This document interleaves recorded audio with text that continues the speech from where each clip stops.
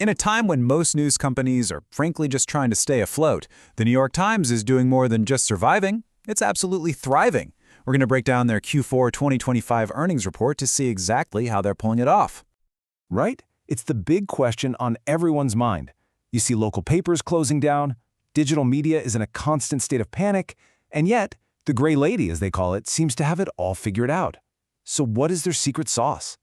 Well, it really starts with this number right here, 12.8 million.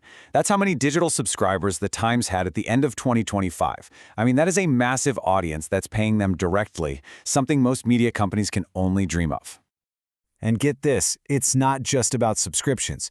They saw a 20% jump in digital advertising revenue for the entire year.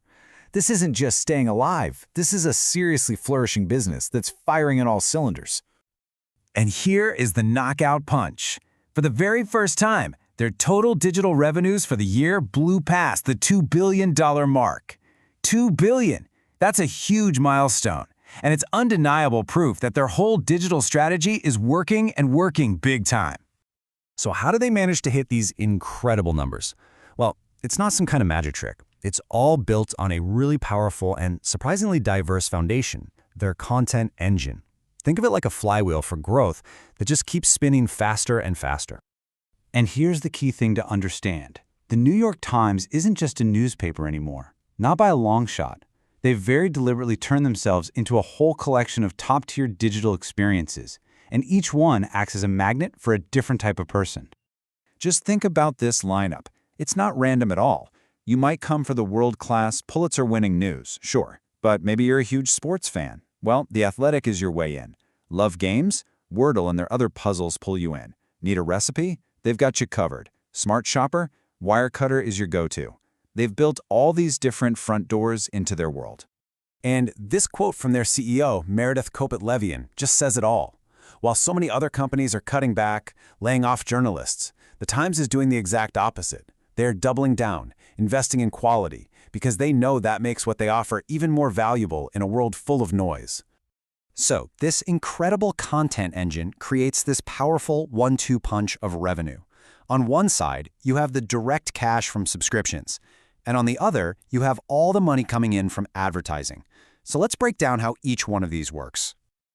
Okay, first up, the subscription machine. This is really the bedrock of their whole financial model. It's all about turning those casual visitors into loyal, paying customers. And I'm not kidding when I call it a machine. In 2025 alone, they added a net 1.4 million new digital subscribers. That's not just a little growth. That is a huge signal that people are absolutely willing to pay for content they value. And of course, all those new subscribers have a direct impact on the bottom line. You can see it right here. Digital subscription revenue jumped almost 14% in just the last quarter of the year. It's a really simple and powerful formula. More users equals more money. But hey, subscriptions are only half the story. In an industry where advertising revenue is famously unstable, the Times has somehow built an absolute powerhouse. It's kind of the surprise growth story here. I mean, just look at this chart. The jump is incredible.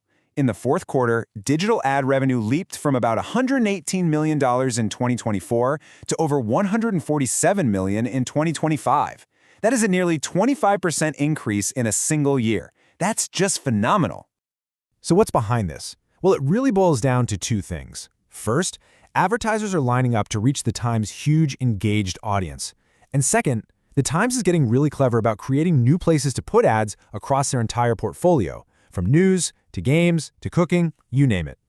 Now, with all this cash pouring in from both subscriptions and ads, the Times isn't just, sitting back and counting it. They're making some really smart long-term bets to keep that growth flywheel spinning even faster. Okay, so their first big bet is on video. They see this huge opportunity to become a dominant force, not just in what people read or listen to, but in what people watch for news. And their ambition here is just crystal clear. The CEO isn't talking about adding a few video clips here and there. The big vision is to make the New York Times just as essential on your TV screen as it is on your phone. The second big bet is on a technology that's, well, it's both a massive opportunity and a potential threat. You guessed it, artificial intelligence. And the Times is playing this one from both sides of the field. On one hand, they're using AI as a tool to make their own journalism better and to sharpen their ad targeting. But on the other hand, they're going to war in the courts, suing companies that they say are using their journalism to train AI models without permission. They're using the tech while fiercely defending their own content. So, when you put all these pieces together, the amazing content, the two powerful revenue streams, the smart investments, you get a really clear picture of a company that has actually figured out a winning model for this crazy modern media world. This is that flywheel right in action. See, it all starts with amazing content that brings in millions of people. That massive audience then fuels both subscriptions and ad sales.